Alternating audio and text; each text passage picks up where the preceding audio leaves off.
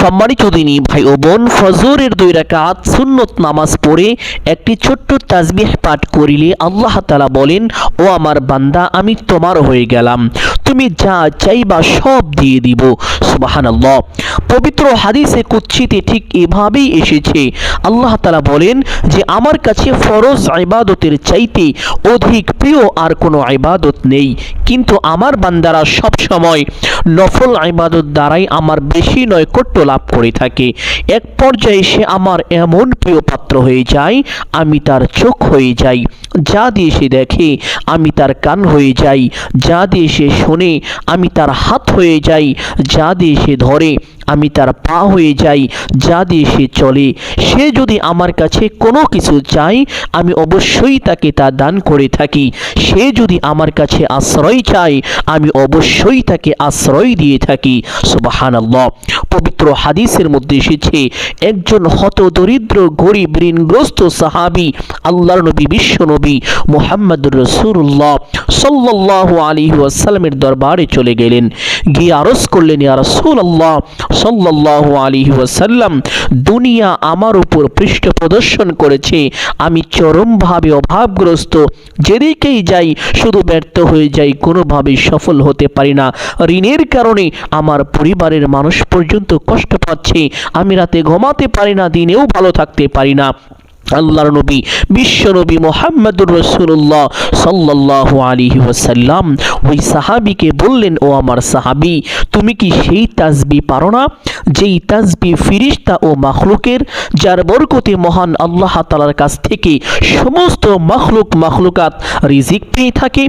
অতঃপর আল্লাহর নবী বিশ্ব নবী মুহাম্মদুর রাসূলুল্লাহ সাল্লাল্লাহু আলাইহি ওয়াসাল্লাম ওই সাহাবী রাদিয়াল্লাহু তাআলা আনহুকে তাসবিহটা শিখিয়ে দিলেন এবং বলে দিলেন, ও আমার সাহাবী, সুবহে সাদিক উদিত হওয়ার সময় তুমি যদি এই তাসবিহটা 100 বার করে পাঠ করিতে পারো, দুনিয়া অপমানিত হয়ে তোমার কাছে ধরা দিবে। সুবহানাল্লাহ। সাহাবী বাড়িতে চলে গেলেন, গিয়ে আমলটি করতে লাগলেন। অল্প কয়েকদিনের ভিতরে আল্লাহ তাআলা তাকে এত ধন সম্পদ দান করিলেন যে সম্পদ রাখার মতো জায়গা পর্যন্ত তার কাছে ছিল না। এক পর্যায়ে যখন তার উপরে যাকাত পর্যন্ত ফরজ হয়ে গেল, অতঃপর ওই সাহাবী রাদিয়াল্লাহু তাআলা আনহু আল্লাহর নবী বিশ্ব নবী দয়ার নবী মায়ার নবী মুহাম্মদুর রাসূলুল্লাহ সাল্লাল্লাহু আলাইহি ওয়াসাল্লামের দরবারে চলে গেলেন। গিয়ে আরজ করলেন, ইয়া রাসূলুল্লাহ সাল্লাল্লাহু আলাইহি ওয়াসাল্লাম, আপনি আমাকে যে আমলের কথা বলেছিলেন আমি সেই আমলটি করেছি। আল্লাহ তাআলা এই অল্প কয়েকদিন আমলটি করতেই আমাকে এত ধন সম্পদ দান করেছেন যে আমার উপরে যাকাত পর্যন্ত ফরজ হয়ে গিয়েছে, সকল অভাব অনটন দূর হয়েছে, সমস্ত ঋণ পরিশোধ হয়ে গিয়েছে, এমনকি সম্পদ রাখার মতো জায়গা পর্যন্ত পাচ্ছি না, কোথায় রাখবো, কোথায় জায়গা দিব। সুবহানাল্লাহ। আল্লাহর নবী বিশ্ব নবী মুহাম্মদুর রাসূলুল্লাহ সাল্লাল্লাহু আলাইহি ওয়াসাল্লাম বললেন, ও আমার সাহাবী, আল্লাহ তোমাকে কেনই বা দিবে না? আল্লাহ তো এই তাসবিহের বরকতে সমস্ত মাখলুকাতকে রিজিক দিয়ে থাকেন। সুবহানাল্লাহ। সম্মানিত দিনী ভাই ও বোন আমার, অনেকেই আছেন অভাবগ্রস্ত, অনেকে ঋণগ্রস্ত, লক্ষ লক্ষ কোটি কোটি টাকা ঋণ করে ফেলেছেন। অনেক চেষ্টা করেছেন, অনেক পরিশ্রম করেছেন, মেহনত করেছেন ঋণ পরিশোধ করার জন্য, কোনোভাবেই ঋণ পরিশোধ হচ্ছে না। আমি বলবো এই ছোট্ট আমলটি করুন। আপনার ঋণের পরিমাণ যদি পাহাড় সমানও হয়ে থাকে, তবুও আল্লাহ তাআলা কুদরতিভাবে আপনার সমস্ত ঋণকে পরিশোধ করে দিবেন। আপনার অভাবের পরিমাণ যদি দুনিয়া পরিমাণও হয়ে থাকে, তবুও আল্লাহ তাআলা আপনার সকল অভাবকে দূর করে প্রাচুর্য দান করিবেন। সুবহানাল্লাহ। সম্মানিত দিনী ভাই বোন, অনেকেই আছেন যেই দিকেই যান শুধু ব্যর্থ হয়ে যান, কোনোভাবে সফল হতে পারেন না, বারবার আপনি ব্যর্থ হয়ে যাচ্ছেন, ধোঁকা খাচ্ছেন। আমি বলবো এই ছোট্ট আমলটি করুন। প্রত্যেকটি ব্যর্থতা থেকে আল্লাহ তাআলা নিজ কুদরতি হাতে আপনাকে হেফাজত করিবেন। আপনার প্রত্যেকটি কাজে, ব্যবসা বাণিজ্যে, কামাই রুজিতে আল্লাহ তাআলা প্রচুর পরিমাণ উন্নতি ও সফলতা দান করিবেন। অনেকে আছেন বিদেশ যেতে চান, ভালো ভিসা পান না, আমি বলবো এই ছোট্ট আমলটি করুন, আল্লাহ তাআলা অতি দ্রুত ভালো ভিসার ব্যবস্থা করে দিবেন। অনেকে চাকরি খুঁজছেন, চাকরির ব্যবস্থা হচ্ছে না, আমি বলবো এই ছোট্ট আমলটি করুন, আল্লাহ তাআলা অতি দ্রুত ভালো চাকরির ব্যবস্থা করে দিবেন।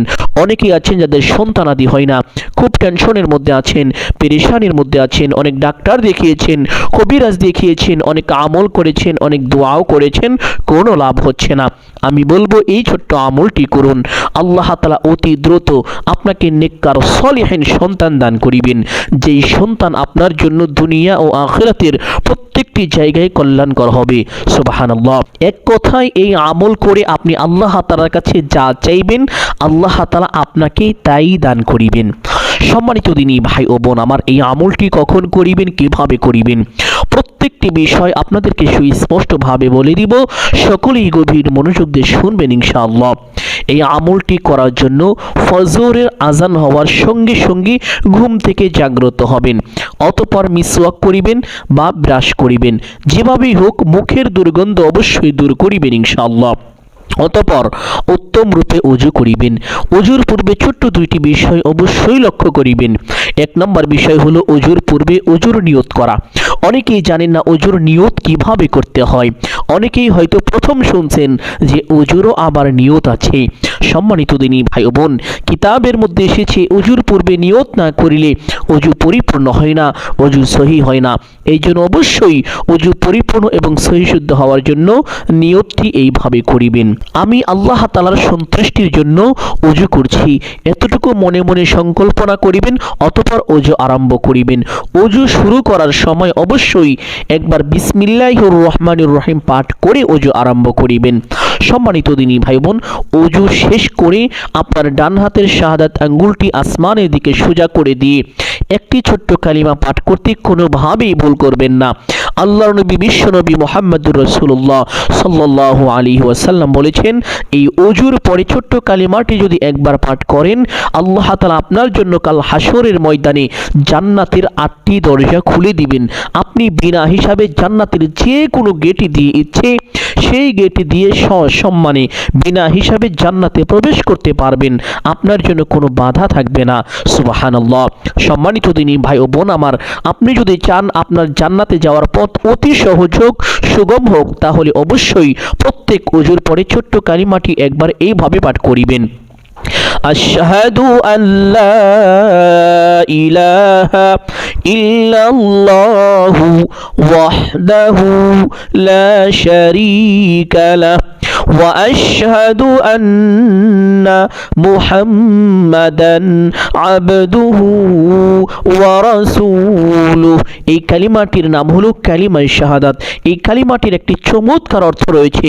অর্থটি হলো আমি সাক্ষ্য দিতেছি যে আল্লাহ তাআলা ব্যতীত ইবাদতের উপযুক্ত আর কেহ নেই। আমি আরো সাক্ষ্য দিতেছি যে হযরত মুহাম্মদ মুস্তাফা সাল্লাল্লাহু আলাইহি ওয়াসাল্লাম আল্লাহ তাআলার বান্দা ও রাসূল। সুবহানাল্লাহ। সম্মানিত দিনী ভাই বোন, অর্থটি জেনে রাখা ভালো, মনে মনে অর্থটি ধারণা করবেন এবং কালিমাটি মুখে উচ্চারণ করে করে পাঠ করিবেন ইনশাআল্লাহ। কালিমাটি পাঠ করা শেষ করে একটি পবিত্র স্থানে চলে যাবেন, গিয়ে কিবলামুখী হয়ে দাঁড়িয়ে ফজরের 2 রাকাত সুন্নত নামাজ সঠিক নিয়মে আদায় করিবেন। ফজরের এই 2 রাকাত সুন্নত নামাজ অত্যন্ত দামি।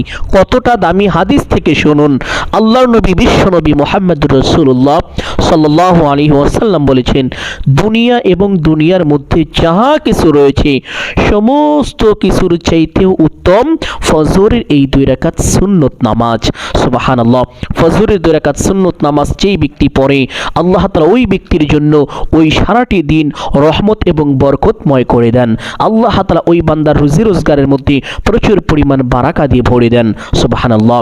সম্মানিত দিনী ভাই বোন, এই জন্য অবশ্যই সঠিক নিয়মে ফজরের 2 রাকাত সুন্নত নামাজ আদায় করিবেন। ফজরের 2 রাকাত সুন্নত নামাজ আদায় করার পরে সে স্থানে বসবেন। ফজরের 2 রাকাত ফরজ নামাজ পড়ার পূর্বে এবং ফজরের 2 রাকাত সুন্নত নামাজ পড়ে এই আমলটি করবেন। প্রথমে সে স্থানে বসে এই ছোট্ট দুরূদটি পাঠ করিবেন। আল্লাহুম্মা সাল্লি আলা মুহাম্মাদিন আবদিকা ওয়া রাসূলিকা ওয়া আলাল মুমিনিনা ওয়াল মুমিনাতি ওয়াল মুসলিমিনা ওয়াল মুসলিমাতি, কিতাবের মধ্যে এসেছে এই দুরূদ হলো ধন সম্পদ লাভের দুরূদ। এই দুরূদ বেশি বেশি পাঠ করিলে ধন সম্পদ বৃদ্ধি হয়, এবং কেউ যদি নিয়মিত এই দুরূদটি পাঠ করে আল্লাহ তাআলা তাকে অতি দ্রুত গুপ্ত ধনের সন্ধান দিবেন। সুবহানাল্লাহ। অর্থাৎ আপনি গুপ্ত ধন পাবেন, যেই ধন কোনোদিন শেষ হবে না। সম্মানিত দিনী ভাই ও বোন আমার, তাহলে আমলের সময় ছোট্ট দুরূদটি সহিহ শুদ্ধ এবং পরিপূর্ণ মহব্বতের সাথে এইভাবে 3 বার পাঠ করিবেন। আল্লাহুম্মা সাল্লি আলা মুহাম্মাদিন আবদিকা ওয়া রাসূলিকা ওয়া আলাল মুমিনিনা ওয়াল মুমিনাতি ওয়াল মুসলিমিনা ওয়াল মুসলিমাতি। দুরূদটি পাঠ করার পরে একটি ছোট্ট ইস্তেগফার পাঠ করিবেন, যেই ইস্তেগফারের ব্যাপারে পবিত্র হাদিসের মধ্যে এসেছে আল্লাহ নবী বিশ্বনবী মুহাম্মদুর রাসূলুল্লাহ সাল্লাল্লাহু আলাইহি ওয়াসাল্লামের চাচাতো ভাই হযরত আব্দুল্লাহ ইবনে আব্বাস রাদিয়াল্লাহু তাআলা আনহু তিনি বলেন যে আল্লাহ নবী মুহাম্মদুর রাসূলুল্লাহ সাল্লাল্লাহু আলাইহি ওয়াসাল্লাম বলেছেন, যেই ব্যক্তি বেশি বেশি ইস্তেগফার পাঠ করে আল্লাহ তাআলা তার গুনাহকে মোচন করে দেন, তার সকল অভাব অনটন দুঃখ কষ্ট পেরেশানি বিপদ আপদ বালা মুসিবত দূর করে দেন, এবং আল্লাহ তাআলা তাকে অকল্পনীয়ভাবে রিজিক দান করেন। সুবহানাল্লাহ। অর্থাৎ এই ইস্তেগফারটি যদি আপনি বেশি বেশি পাঠ করেন তাহলে আল্লাহ তাআলা আপনার গুনাহ ক্ষমা করে দিবেন এবং আপনাকে অকল্পনীয়ভাবে রিজিক দান করিবেন। এমন এমন জায়গা থেকে আপনি রিজিক প্রাপ্ত হবেন যেটা কখনো কল্পনাও করতে পারেননি। অবাক হয়ে যাবেন, আশ্চর্য হয়ে যাবেন, এমন এমন জায়গা থেকে আপনি রিজিক প্রাপ্ত হবেন। সুবহানাল্লাহ। সম্মানিত দিনী ভাই বোন, ইস্তেগফারটি হলো আস্তাগফিরুল্লাহাল্লাযী লা ইলাহা ইল্লা হুয়াল হাইয়ুল কাইয়ুম ওয়া আতুবু ইলাইহি। সহিহ শুদ্ধ উচ্চারণটি বলে দিচ্ছি, সকলে গভীর মনোযোগ দিয়ে শুনুন। আস্তাগফিরুল্লাহাল্লাযী লা ইলাহা ইল্লা হুয়াল হাইয়ুল কাইয়ুম ওয়া আতুবু ইলাইহি। যাদের সন্তানাদি হয় না তারা যদি বেশি বেশি ইস্তেগফারটি পাঠ করেন আল্লাহ তাআলা অতি দ্রুত সন্তান দান করিবেন। যাদের অভাব দূর হয় না তারা যদি ইস্তেগফারটি বেশি বেশি পাঠ করেন অতি দ্রুত আল্লাহ তাআলা আপনার অভাব অনটন দূর করে দিবেন। যারা কোটি কোটি টাকা ঋণগ্রস্ত আছেন তারা যদি ইস্তেগফারটি বেশি বেশি পাঠ করেন আল্লাহ তাআলা গায়বীভাবে অতি দ্রুত সমস্ত ঋণকে পরিশোধ করে দিবেন। সুবহানাল্লাহ। সম্মানিত দিনী ভাই ও বোন, আমলের সময় ইস্তেগফারটি এইভাবে 3 বার পাঠ করিবেন।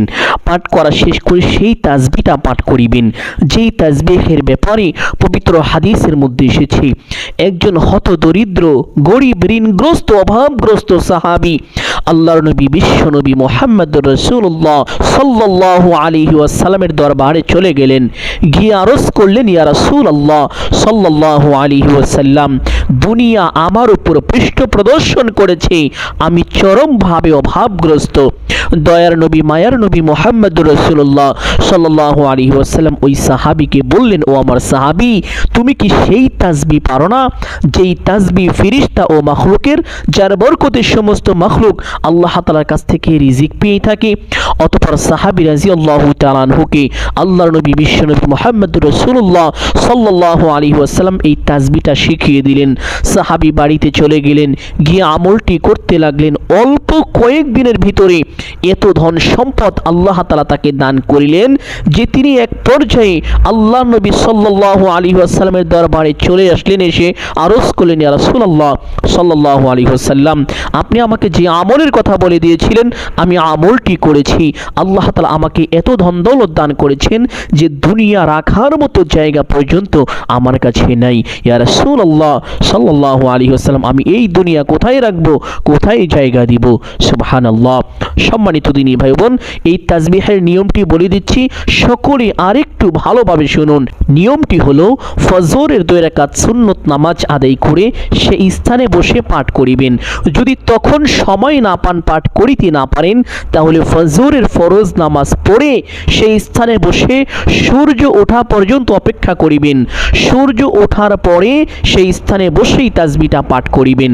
তাসবিহটা হলো সুবহানাল্লাহি ওয়া বিহামদিহি সুবহানাল্লাহিল আলিয়্যিল আযীম ওয়া বিহামদিহি আস্তাগফিরুল্লাহ সুবহানাল্লাহি ওয়া বিহামদিহি সুবহানাল্লাহিল আলিয়্যিল আযীম ওয়া বিহামদিহি আস্তাগফিরুল্লাহ। অনেকেই এই শব্দটিকে কঠিন মনে করেন, আলিয়্যিল আযীম শব্দটি পাঠ করতে পারেন না, তো তারা এইভাবে পাঠ করিতে পারেন, সুবহানাল্লাহি ওয়া বিহামদিহি সুবহানাল্লাহিল আযীম ওয়া বিহামদিহি আস্তাগফিরুল্লাহ। এইভাবে পাঠ করলেও হবে, কোনো সমস্যা নেই। সম্মানিত দিনী ভাই বোন, এইভাবে ছোট্ট তাসবিহটা 100 বার পাঠ করিবেন। তাসবিহটা 100 বার পাঠ করার পরে আরেকটি ছোট্ট দোয়া পাঠ করিবেন, যেই দোয়ার ব্যাপারে আল্লাহর নবী বিশ্বনবী মুহাম্মদুর রাসূলুল্লাহ সাল্লাল্লাহু আলাইহি ওয়াসাল্লাম বলেন, কোনো ব্যক্তি অসুস্থ অবস্থায় যদি এই দোয়াটি পাঠ করে, আল্লাহ তাআলা তাকে অতি দ্রুত সুস্থ করে দিবেন।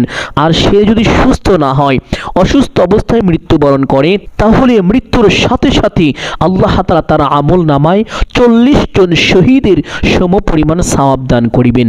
আর সে যদি সুস্থ হয়ে যায়, সুস্থ হওয়ার সাথে সাথে তার পিছনের সমস্ত গুনাহ খাতা আল্লাহ তাআলা ক্ষমা করে দিবেন। সুবহানাল্লাহ।